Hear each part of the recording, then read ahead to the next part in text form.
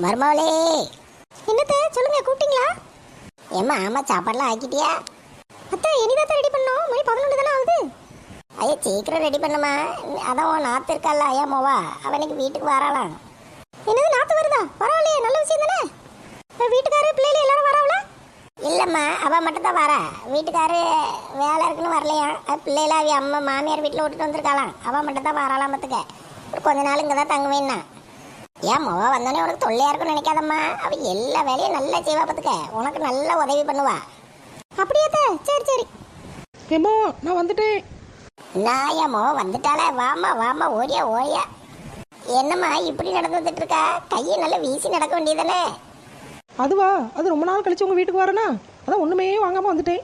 சரி கையை வீசிட்டு போனா, ஒன்றுமே வாங்காமல் கையை மட்டும் வீசிட்டு வந்திருக்கா அப்படின்னு சொல்லுவீல்ல, அதுக்கு தான் கையை வீசாமல் அப்படியே நேரே போட்டு வந்துட்டுருக்கேன்.